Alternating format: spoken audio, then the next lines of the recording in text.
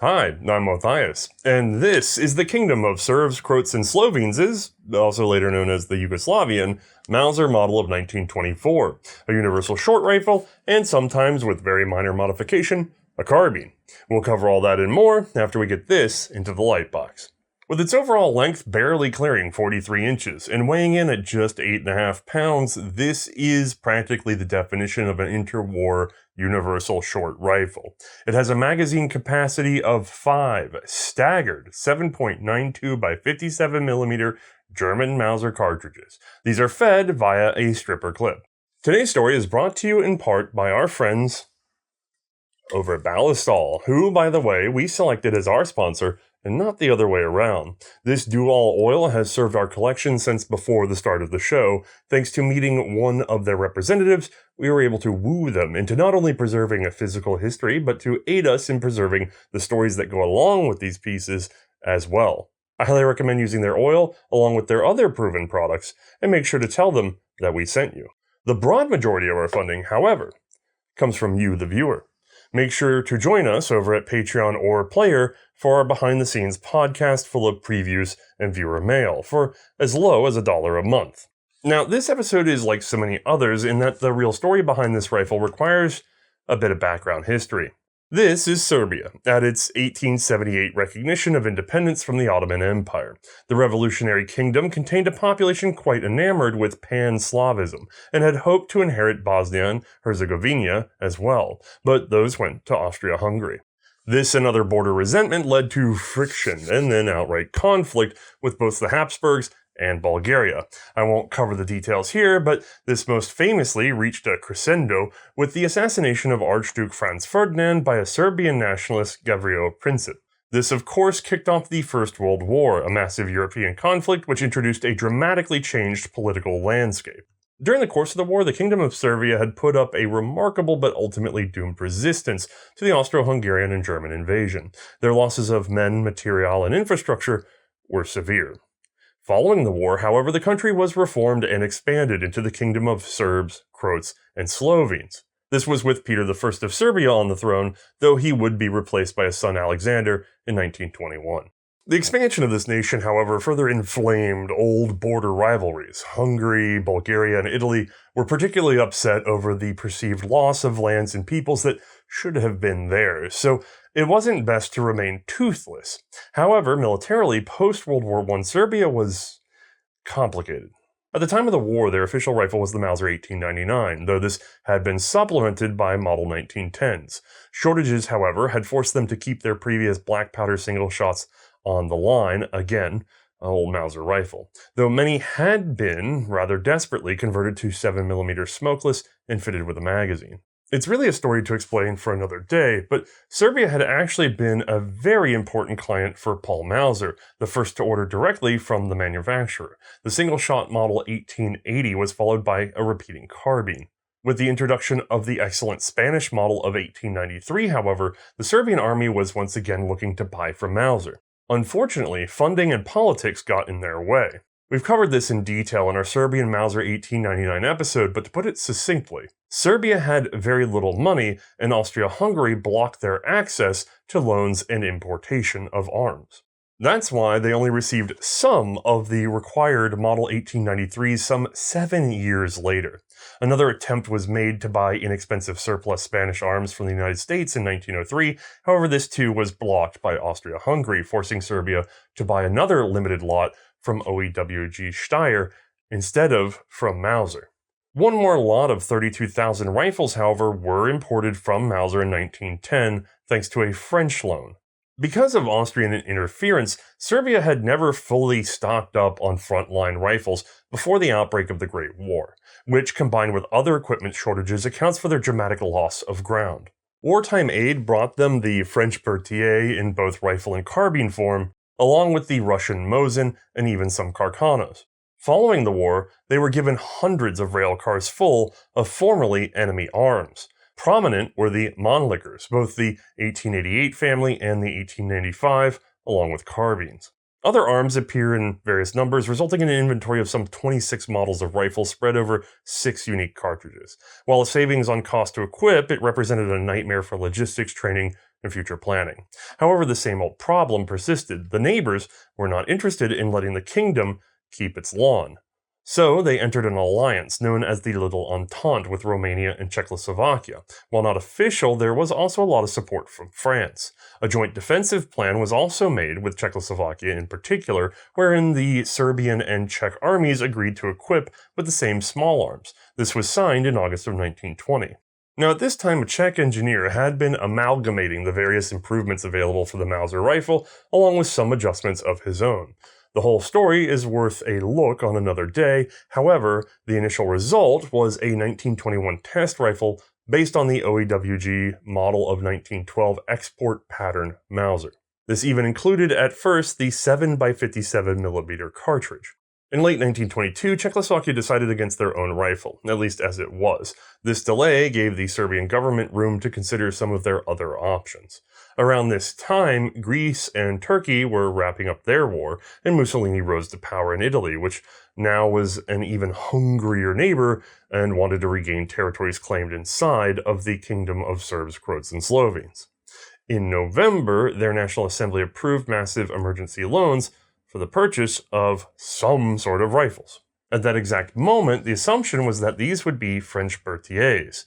Technical staff, however, argued against this decision, as the rifle was frankly obsolete and the cartridge a pain to work with in other arms. Instead, a commitment was made to the Mauser 1898 derived action and the German 8mm Spitzer cartridge. Curiously, at the time, this was not the most common chambering available to the kingdom. Their World War I cartridge had been 7mm Mauser, and post-war surplus was mostly 8mm French or 8mm Austrian. But in working with their neighbors in the Little Entente, this was deemed a good decision.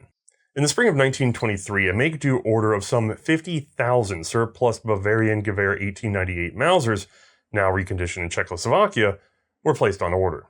Now, Czechoslovakia would actually go on to develop their own Mauser into the excellent VZ-24, a universal short pattern predictably appearing in 1924. That same year, the Serbian government would finally decide on something very similar. However, not with Czechoslovakia. If we rewind the clock just a bit, back in 1921, the kingdom had sent an arms commission to Belgium. Their hope was to adopt a compact semi-automatic pistol based on the Browning model of 1910. This was a blowback design offered in both .32 and .380 ACP by Fabrique Nationale in Liège. FN had been overrun during the war and taken over by the German government. Even before that, back in 1896, it had become a subsidiary of the German Deutsche Waffen- and Munitionsfabriken. Now, post-war, FN was free of both direct and indirect control, and moreover, they had free access to the German patents, as no Belgian court would think to lend a penny to Germany, which was saddled with extensive war debt for their occupation of said country. Working with the Serbian Commission, FN developed the Model 1922, a further militarized version of the prior 1910, which sports an unusual slide extension, made necessary by the extreme cost of developing a whole new set of machine operations just to create a longer slide. FN's cost savings, ingenuity, flexibility, and extreme focus on the customer likely encouraged the Kingdom of Serbs, Croats, and Slovenes to investigate solving their rifle problem in Belgium. It also helps that at the time, they were also somewhat desperate, Belgium that is. Post-war Belgium was, like most of Europe, a financial mess. In particular, their efforts to rebuild had sent raw material prices sky high, inflation was rampant. Particular to armaments, there was surplus everywhere, driving down the cost for many smaller nations to rearm with modern equipment. That said, countries like the Kingdom of Serbs, Croats, and Slovenes were well aware that this windfall would be short-lived and that it would lack sustainable support, especially if war returned to Europe. FN's first return to the export market was this, the Mauser model of 1922. Well, in this case, it is a carbine, which was the only model to see limited sales, actually to Brazil. This same pattern was also created as a long rifle, though no one bit. The 1922 was frankly a well-intentioned mistake. FN had focused on producing a lighter rifle overall while preserving the best features of the later Mauser 1898. They did this by sort of hybridizing the older Model 1893 into the newer 98. They kept the large receiver ring and various mechanical improvements of the German 98, but slimmed it down with a straight wrist stock shorter action length, and various other lightning choices. Turns out, however, people still wanted robust, and the notion of a short rifle had finally arrived. Basically, there just wasn't enough advantage in having a long-barreled infantry rifle.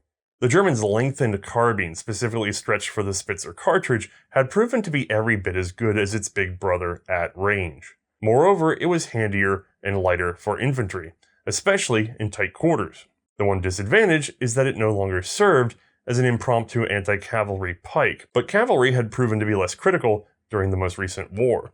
Mobility was much better than a chance defense against horses. I'll also point out that the universal short rifle concept had already caught on with the United States and the United Kingdom even before the war, and had proven effective throughout. Returning to Serbia and Belgium, the Kingdom's Commission worked with FN to tailor the Model 1922 Mauser to their own specifications. This time it split the difference between the carbine and long rifle and ditched the earlier straight wrist stocking. What emerged is now known as the FN model of 1924, a semi-pistol grip stock, full handguard that wraps around the sliding tangent rear sight, spring-retained barrel band with sling, H-band style of nose cap, and an almost Mauser 1898 action, though the receiver length was slightly reduced, matching the earlier model of 1922 and Spanish 1893. Even before the model was finalized, an agreement was signed with FN in July of 1923 for some 50,000 rifles and 50 million cartridges. However, before this was put into action, the project scope was radically increased, this time with an emphasis on licensing and machinery for domestic production in the kingdom. The final agreement was therefore signed in February of 1926, though production was already underway because of that prior agreement. 100,000 of these rifles, along with 110 million rounds of 8mm Mauser, were ultimately contracted for in total. This also included equipment, setup, and training for the manufacture of these rifles in the Kingdom of Serbs, Croats, and Slovenes. The total expenditure was 53,750,000 francs. The initial rifles and ammunition were delivered by 1926. However, domestic production only reached the prototyping stage in 1927. Now, the rifle I have here is not Belgian-made, but it's identical in construction. So let's go ahead and take this chance to get a closer look at an FN model of 1924. All right, we have a fairly standard short Mauser action. Let's start up at the front, though. We have a pressed-on front sight, dovetail adjustable front sight for windage, armor level, you get the idea.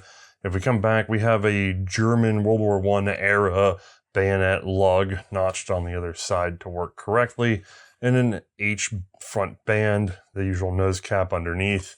We have two flat springs holding the front band and the rear band, which is actually set fairly far forward. This is one solid piece of metal with a wire swivel spit in there. It is slung only at the bottom, at least on this model.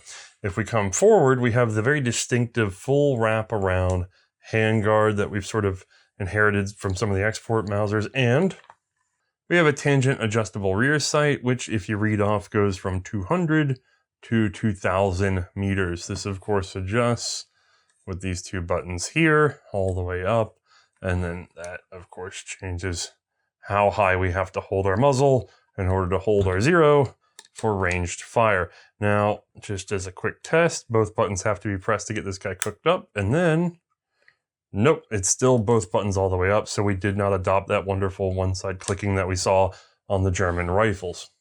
Skipping the action for a moment, we have a reinforcing lug here through the wood, flush magazine. If we come on back, we have our lower sling swivel just behind our semi-pistol grip stock. We have a metal butt with no trap or other mechanism. If we actually do look at our lockwork as it were, it is a turn bolt 90-degree Mauser style action. There are no surprises here, 1898 style, so we have our big long extractor that hooks around. It has a positive control feed, double stack magazine that feeds from a stripper clip. Here's our bolt release so that we can let that guy out. If we come forward, we have our safety lug, we have a straight bolt handle, flag safety, we have our cocking piece, cocking shroud. This is fairly familiar to all of you. What really makes it different though is the action length is slightly reduced, although it's almost impossible to perceive on the camera as it is here, it does mean that a regular Mauser 98 bolt will not fit. Just for comparison, I've lined up a Steyr OEWG 98 export powdered Mauser, same as the Gewehr 98's bolt, and I've lined up our bolt from the Yugo. And if you take a look, they're just ever so slightly off in length. I've got them held at the front the same way, and yeah, those cocking shrouds especially really tell the story. Let me see. Looking closely, you can see this guy stacks up just a little bit shorter on the bolt body than our original. Now, this still allowed enough room to feed and properly cycle that 8mm Mauser cartridge, but it took up a little less metal and a little less weight. It was a holdover from a project to create a lightened long rifle and lightened carbine that never really took off. I suppose since the jigs were already set and we were trying to be distinct, the Belgians went ahead and stayed with it. This created problems, though, because obviously you can't use the existing Gewehr 98 bolts, and your neighbors happen to be using VZ24s, and you can't use their bolts either. That same shortening appears in our screws and, of course, the matching pillars for our lower and upper sections of the receiver. Not that you'd really be able to see it even if I put the Mauser next to it, it's very slightly off. It does mean that stocks and other parts do not interchange between the two. Again, a bit of a headache for countries that were loaded with post-war surplus. Now, this same action length does appear on the earlier 1893 Mausers, but everything else is kind of different. So again, you don't get to share any parts. Now, ultimately, this decision proved to be a little bit unpopular, but in the modern collecting world, it also caused a lot of confusion because people tend to call these intermediary ring Mausers because they want to call the old Spanish ones small rings and they want to call the 98s large rings, which refers to the diameter of the receiver at the rear. However, this has nothing to do with the rings. This has the large ring of the Mauser 98, the larger diameter of our receiver here, and yet the shorter action of the 93. Markings are fairly straightforward. For all of production, you would have this crest here, a Serbian crest over the model of 1924.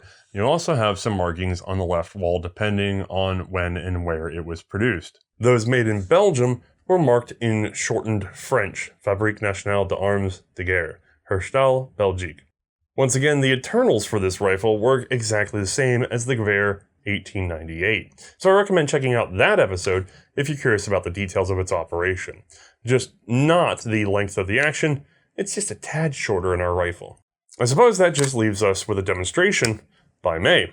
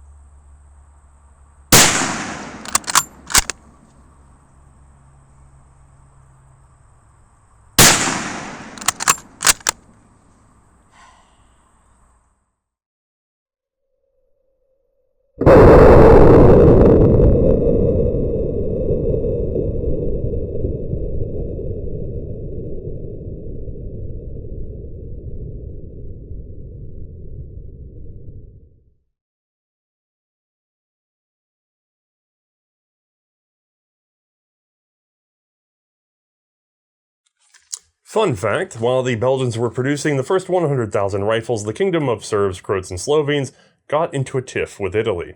Well, an ongoing conflict was developing more friction. At the time, it was centered on attempting to share the port city of Fiume. The political crisis spread fears of armed conflict. Still short on standardized arms, the kingdom turned to Czechoslovakia. Long story short, they ended up buying 42,000 VZ-24 rifles through the middle of 1926, along with another 20,000 World War I era Gewehr 1898s. And just because we are here, as part of a financial loan in 1928, another 50,000 VZ-24s were received in 1929. Alright, that aside, we have 100k new rifles, and nearly half again some VZ-24s. What about domestic production, the actual solution to the kingdom's woes? Well, full serial production was begun in October of 1928, the delay being because of difficulties with sourcing materials. This was done, of course, at the Military Technical Institute at Kregujevic, more easily spoken as VTZ. This facility dates back to the 1840s. Originally a repair workshop in Belgrade, over time the works were moved to Kregujevic and expanded.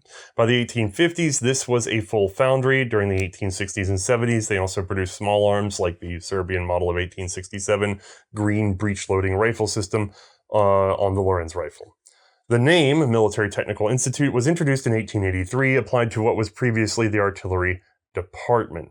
At this point, however, arms were being imported and the facilities fell into a parts and support role, which also enabled them to train inspectors for the foreign contracts that were coming in. In 1923, it was renamed the Artillery Technical Institute, ATZ. This name stuck during the initial years of rifle production, and you'll find it marked on the left side of the receiver.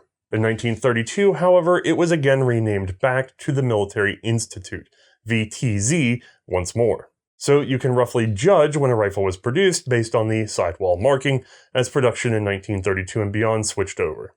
The same facility was also equipped to produce ammunition, including the primers and powder for the 8mm rifle cartridge. The same location also produced the Model 1924 bayonet, a Mauser-derived single-edge knife pattern with a long 15-inch blade. This too could be marked either ATZ or VTZ. It's also worth mentioning that in 1929, after just 1 year of production, King Alexander dissolved the parliament after internal conflict, which included live fire and murder on the floor of the assembly. The now dictatorship changed names to the much simpler Kingdom of Yugoslavia. This prompted a change on the receiver, as displayed on your screen now.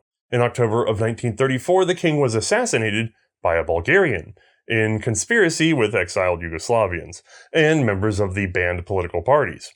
His minor son, Peter II, inherited the throne, but rule was handled by a regency council dominated by cousin Paul, who would eventually anger the people by appeasing the Axis powers in order to secure Yugoslavian independence during the war. All this is to say that the stock cartouche of our rifle would change in 1935. A crown over stylized A and Roman numeral 1 for Alexander I, or a crown over Cyrillic P and a Roman numeral 2 for Peter II. Now, I have been calling this a sort of universal short rifle. The Model 1924 actually did come in a number of patterns in Yugoslavia. The first change was rather simple, and I happen to have one of those right here, so let's get a closer look. Honestly, the big difference is here, a side sling in addition to the underside sling. This does not rotate, however it does, pivot like a sling swivel. And if I flip her over, you'll see it's attached in just about the same lug pattern as the Austrian Mannlicher carbines, 1890, 1895. So this is a handover from what they were familiar with and what already worked in their inventory, because those were very common, light and handy. Now, these would have been issued to cavalry, technical troops, bicyclists, etc. It became a universal carbine. Oh, and I should mention that the front received the same treatment. We have a fixed wire loop and then our pivoting swivel, although I will say this appears to be incorrect on this rifle, or at least one I've never seen in this configuration before, because we don't have our vertical groove that would be associated with Yugoslavian production, and it also seems just a little bit wider than the original bands. I'm not sure why. However, configuration just exactly the same. Now, this version of the gun was the first carbine, but there was a second carbine pattern, and it had more to do with the bolt. Pre-1933, it would have been this straight bolt handle just like the regular rifle. I mean, again, the only difference between this and that are the swivels. But after 1933, they did introduce a pattern of turned down bolt handle. That would be this here. It's textured on the underside. It has a very unique pseudo dog leg to it, not raked forward or back, mind you, but it's just got some nice, curvature in there. But if I set that and drop it, you'll see I don't have any room because this stock hasn't been relieved, because this is the earlier carbine type. But imagine if that dropped all the way down, and that's your second carbine pattern. Those with the turn down bolt would actually be marked Model 1924K. On the eve of the Second World War, the Yugoslavian army realized that they would need every advantage that they could get should conflict break out. In 1940, the decision was made to establish what was known as the Chetnik Commands. This name, Chetnik, came from a term for a small special operations team, which had actually evolved from Serbian outlaws that fought against Ottoman rule. Further developed during the Balkan Wars and fielded in the Great War, the Chetnik served as small unit specialized defense troops that could transition to act behind enemy lines. The same concept was renewed, a sabotage or diversionary unit that could even switch to behind-the-lines guerrilla activity if needed. Honestly, for what was to come, it was a wise decision. Around the same time, an extremely short carbine version of the Model 1924 was introduced for these assault units. Lighter, handier, and shorter ranged by nature, they emphasized mobility. Note the choked-up position of the sling swivel against the band. These were marked Model 1924 CK for Chetnik carbine. The tangent rear sight was shortened, now sighted from just 200 to 1,000 meters. They also were issued with a unique Kinjal-style blade, double-edged. Now, for once, I do not have an example of such a rifle here today. Exactly. Instead, I have this, an actual Chetnik carbine, but sadly restocked, now resembling another version of the Model 1924. The Sokol rifle, a carbine developed not for the army, but for the Yugoslavian youth organization known as Sokol or Falcon. This was similar to other countries' paramilitary scouting programs with an emphasis on outdoor skills and physical fitness. The Sokol rifle should technically be ever so slightly shorter than a Chetnik. So, just to be really clear, this gun is the correct length, and dang near dead on for weight. It seems to be a proper Chetnik carbine's barreled action mated with a modified stock in a Sokol pattern. Why? I have no clue. But I think its handling is close enough to the original to be worth giving it a literal shot.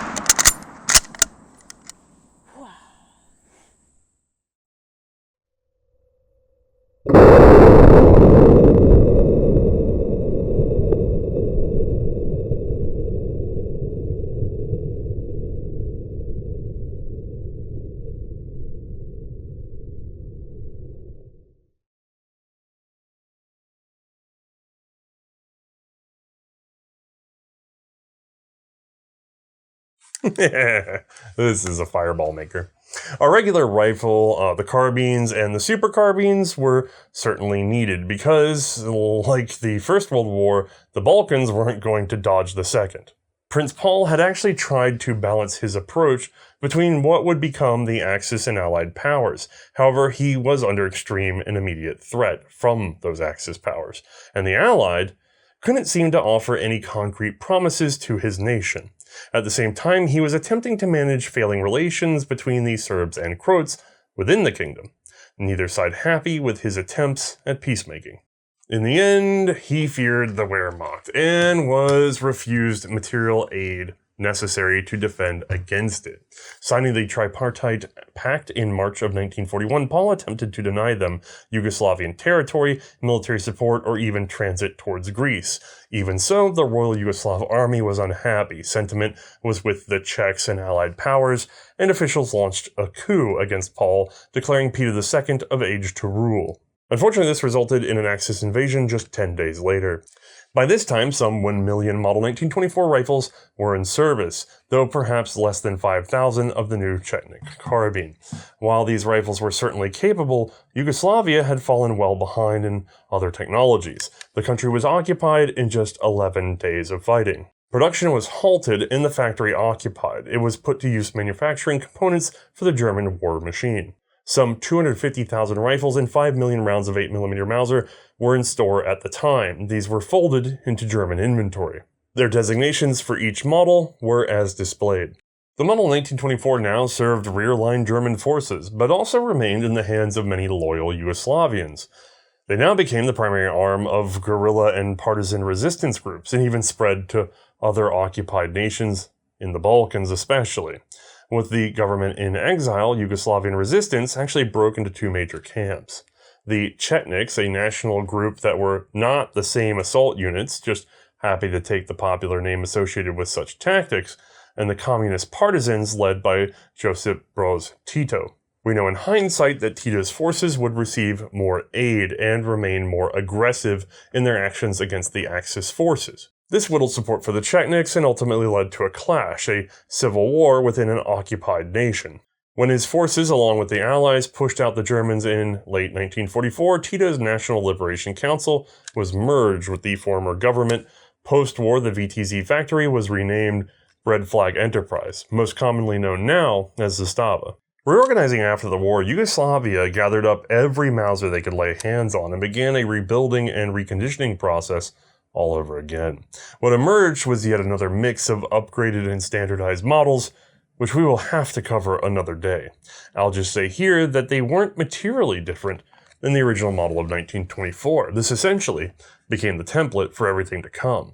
These reconditioned Mausers, old Model 24s amongst them, would even appear in small numbers during the much later series of Yugoslav wars in the 1990s, with the collapse of Yugoslavia, though by then they were well replaced in standard service. Rewinding the clock, however, back to the 1920s, the Model 1924 was a product of cooperation between the Kingdom of Serbs, Croats, and Slovenes and FN in Belgium, who also sold adaptations of the rifle to Mexico, China, and a small batch to Persia. Mexico would actually introduce a carbine form of the Model 1924, somewhat based on the old 1922. This was also sold in small numbers to Yugoslavian police forces, though not the military. Unfortunately for FN, the Model 1924 was an unpopular seller, not because of any true flaw or problems with cost, but most nations that wanted a Mauser already had a surplus of Model 1898s and their derivative export patterns. Their bolts could not be used in the shorter action 1924, and therefore represented a logistics and repair problem. This would force FN to introduce the Model 1930, which was the same as the 1924, but with a full-length receiver capable of using the Model 1898 bolts that were already in service. Alright, I think that has us covered for this rifle here. So let's get Mae's opinion on how it handles. Alright, once more, we've made room for Mae. Hi. And I'm going to hand over this guy. Thank you. Let's just go with Yugoslavian. I don't want to say Serbs, Croats, and Slovenes every time. Yeah, that's fair. I can see why they did that. Make it a little simpler. Give me your initial impressions of this rifle, having been, let's say, a veteran of the First World War, and we're still in the interwar period. Sure. How does this feel to you? Well, to me, objectively, if I just look at it, I'm like, oh, this is a Mauser rifle, obviously. However, not the same rifle length that we were used to in a lot of the pieces from the First World War. We definitely are shorter, but this lengthwise screams short rifle to me, not so much carbine that it was referenced in the episode. Well, in this case, this one is the short rifle because it has lower sling swivels. Okay. If you were to give it side swing, well, the option of side slings, but I can't say it. Yeah, swing skittles. Swing skittles. If you gave it side slings, then it would be classified as a carbine. And then later they actually did add a turn-down bolt handle to it to make it a carbine with a turn-down bolt handle. Okay, cool. So the utility of it is really what defines it being a rifle or carbine in the Yugoslav army versus the length. But yeah, this is very Mauser-esque in general. Mauser-style action, safety, rear leaf sight. We've got the barleycorn front sight. We have the Mauser-style bayonet lug. Yeah, straight H-band. I mean, it looks like a little Gewehr 98. It kind of it does, actually. Almost. Until Yeah. you remember there was another rifle, and this is very important. Let me pull this. I mean, the Gewehr 98 did have the longer Vizier rear sight, which I weirdly loved. So the tangent adjustable rear sight was actually something that Mauser wanted the German army to adopt, and yet they did not. They went with the Longo Vizier, which we all think was kind of a mistake, even though you like it. Kind of mistake, but I liked it. A lot of countries started to go with these, though. This is a 98 export pattern Mauser as produced in OEWG Steyr. Okay. And specifically, Yugoslavia had a fair number of what were the Mexican contract rifles. It may even be true that in the collector's market today, it's kind of hard to find Mexican contract Austrian seized Model 1912 rifles. Sure. Even though by numbers there were lots of them in Austria. Well, Yugoslavia got a hold of those, and a great many of them were converted many times over into Yugoslavian patterns of Mausers. So that's why they're kind of missing. Okay. It also means that they had exposure to them. And what is this? Well, it's in, H-band style, unprotected front sight with a dovetail that's pressed on. I'm seeing that all Half over front again. stock, not all the way stock. Yes, or handguard. That's full Handguard, sorry. stock. Yeah. But then, our bands are retained by a set of flat springs on the right side. We have, not only that, but our sling swivels have that noticeable groove that goes through them. Yeah, I was seeing that. Or on the barrel band itself, I should say. And then tangent rear, full wrap handguard, Semi-pistol grip. reinforcing lug. I mean, realistically, this is pretty much a short rifle version of this, which did exist before the war as well. I can see that. Chileans had a short rifle version of this. Sure.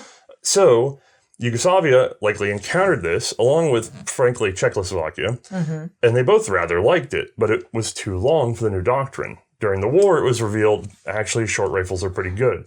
Before the war, you had the U.S. with the Springfield 1903, Yep. and the British with the short magazine Lee Enfield, and they both did exceptionally well during the war. They really did. And Germany also had their own carbine, which was actually a short rifle. It was a lengthened carbine, which was the Kar 98A. And let me go ahead. Those are fantastic. Turn down bolt handle Mauser with a little bit of wood, carved out where the bolt handle lays. I love that. So you already knew where that was. We got it right there. We're Okay. going to be delicate. Thank you, Jeff. Oh, yeah. Thank you, Jeff, for the sort of lend on this. So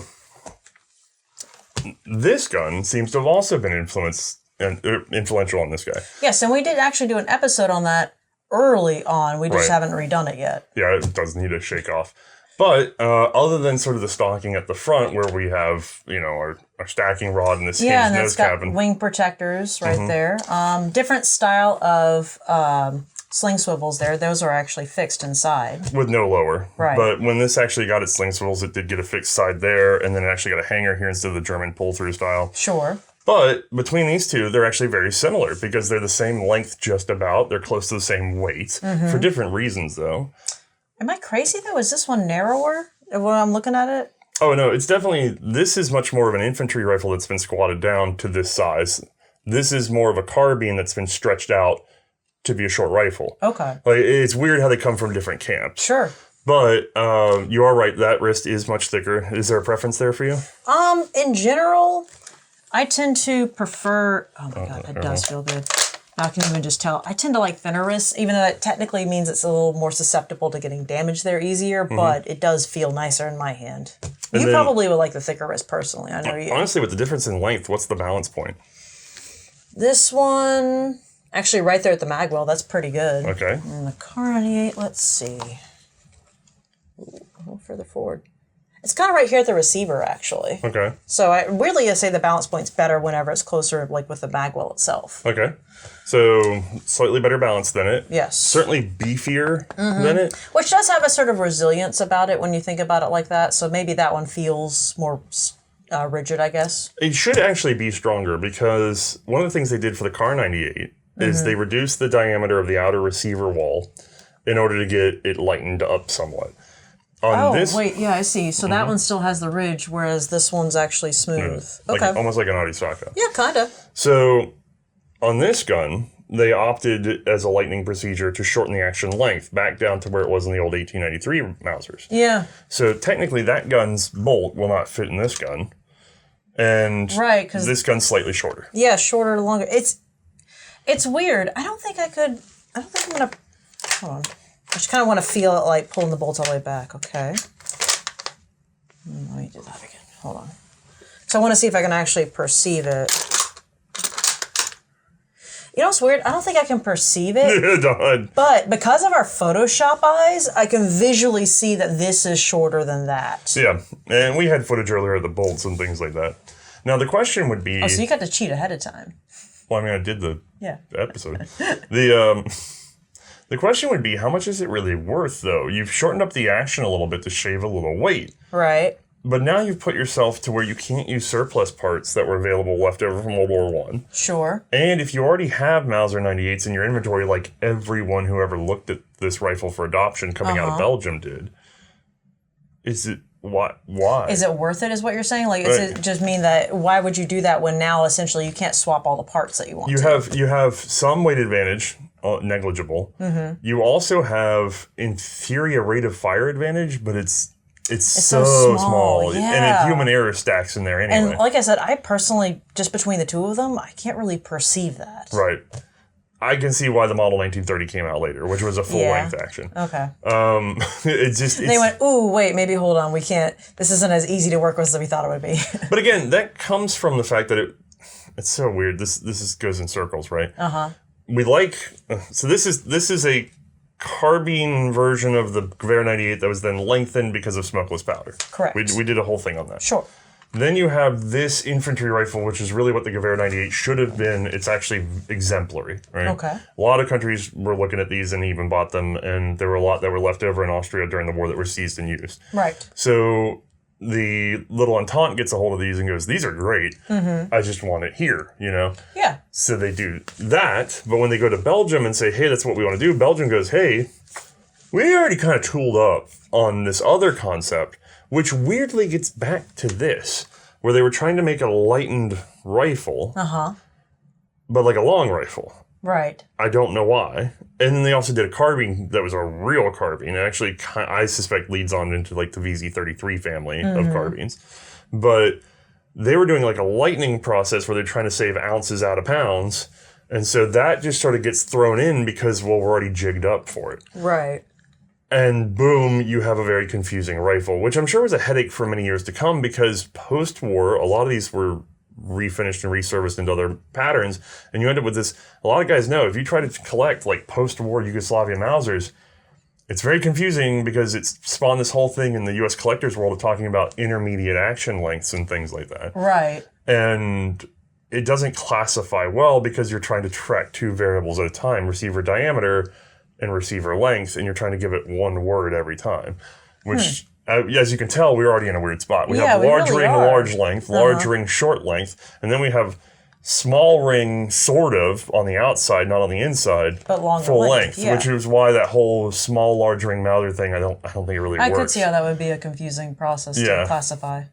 People want to have a fixed little list, especially in the era of sportization when they're swapping stocks and parts and stuff. Mm-hmm. And the truth is, it depends. Right. But all that said, poor today's collectors. How did it actually feel to shoot that rifle? Was it distinctly different from anything you've handled before? Well, not especially, because, I mean, Mauser style action, Mauser style safety, Mauser style sight. There's nothing really that weird about all of that. Right. I mean, the only thing was that maybe it felt like the recoil was pretty substantial with it, but was it more substantial than it was with this thing? No, it was pretty much the same as that. Yeah. So I can't say it felt remarkable is the problem. Two-stage trigger. I mean, I love that it's got the features of the Mausers that I tend to enjoy, like the semi-pistol grip, and the shorter length overall is easier to handle. Well, I think you said it correctly. It's not remarkable. Right. In other words, it's bog standard. Which, this is not a bad kind of boring, I want to point out. It's the simplicity of it that works. Right. You've set a standard. What could you complain about on this thing? I mean, other than the fact that I would personally probably prefer the version that has the turn-down bolt handle, just for rapidity of use, makes it a little bit faster on cycling. But otherwise... And then maybe some side slings if you had to carry it on your back. Yeah, I guess that's true. It'd be a little bit easier to carry on the back. Those were both options depending on your role. Which one ever you had. Right. So it's like, well, I guess it's actually pretty much really close to the ideal Mauser. Right. And what we're going to see, unfortunately, in this series, and unfortunately for entertainment value, but fortunately for the way history actually went, this becomes something of the standard rifle for the World War II era. Because Yugoslavia is not the only ones who do this. We already mentioned the VZ-24 was already available in Czechoslovakia by the time Yugoslavia was signing contracts for this. Right. And then we're going to see Germany adopt a universal short pattern rifle. Although not with as nice of a handguard, so maybe we'll have some discussion there. Ooh.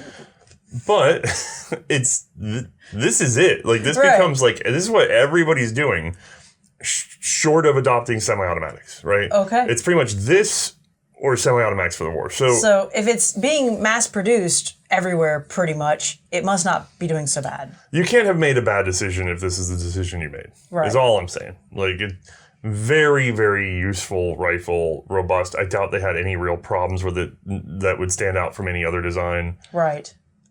However, it does make for not the most entertaining television. Yeah, that's fair. I'm very sorry. You reached a boring C&Rsenal episode. You made it all till the very end, though. Good job. To be fair, we are kind of reaching the point where I believe when we were talking about these 1912 export patterns, we said these are amazing. They're just so long.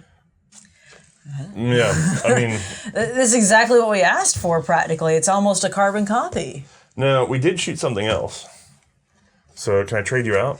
You can, actually, yes. And I won't ask you to go... I don't know why. I thought we were doing 2 different episodes with these guys. No. They're all in one batch. Okay. So the only thing I'm going to say with that guy... Tiny sight. Yeah, is we can't trust the ergos because this is stocked incorrectly. I want to be very clear about that. People freak out. Okay.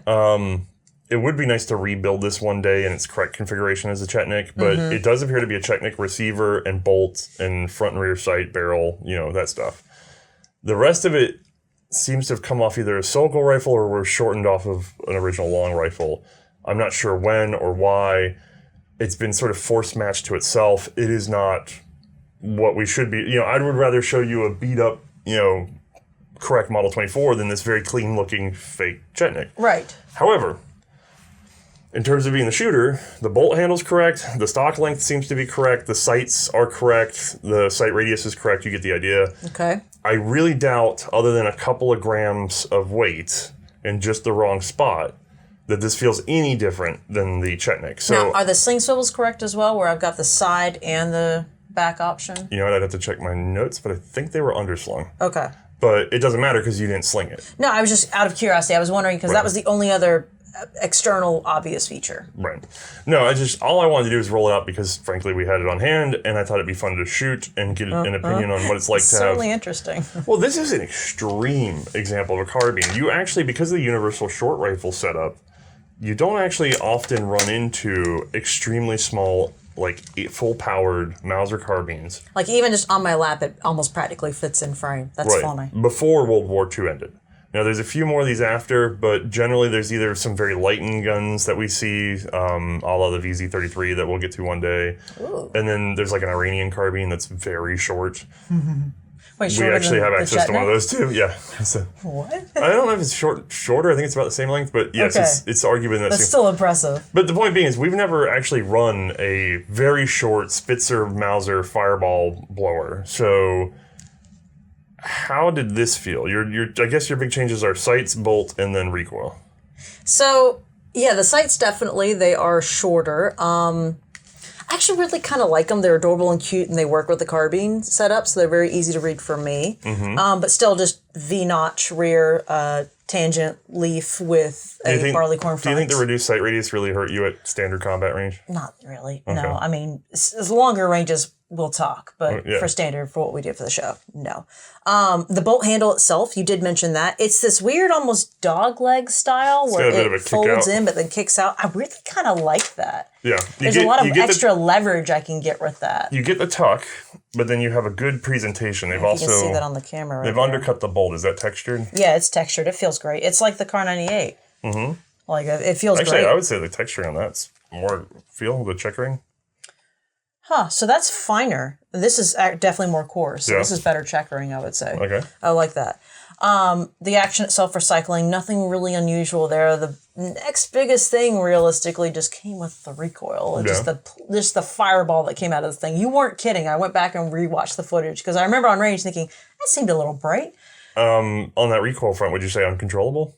I mean, it was up there, but it wasn't unmanageable. I haven't really had a lot of unmanageable recoils that I would say we've classified in this series. It makes a lot of noise, but to be honest with you, the density of the gun's kind of up there. I think it worked. Yeah, I think weirdly it's got more bark than bite than you expect. But Right. it's still a fair amount of bite. Would you say this was more or less comfortable than a Mosin carbine? What? What do you mean comfortable? To shoot with the recoil and everything. Oh, pretty comparable, weirdly, I would say. Okay, and what about, say, like a 3-shot Berthier? Oh, God. No, it's under 3-shot Berthier. Yeah. Yeah. The There's Berthier is no still way. probably the king Yeah, of the no, most that one is still unmanageable. probably, especially just literally the carbine 3-shot. Oh, my Yeah. goodness, that one climbs. So it's like no weight at all. Boom. Really funny, though. Yeah. Okay. Well, I guess that gives us somewhere to benchmark off. Yeah. All right. Overall, what's your assessment on the Yugoslavian attempt to have their universal pattern of rifle and carbine? I mean, they definitely were going in the right direction. I can't argue with some of the decisions they made, with the exception of probably shortening the action. I feel like that's when it becomes the point where you can't do a lot of interchangeability with parts you already have on hand. That seems like a kind of a weird mistake. Yeah, I agree. And also, you think about it, we're going to talk in our next episode about how they had partisan forces capture a facility during the war. Mm-hmm. And they were assembling rifles from whatever was laying on hand. And I bet you they ran into the same problem of, why can't we just shove this in here? Yeah, we already have the extra part. Oh, wait. Mm-hmm. See? Yeah.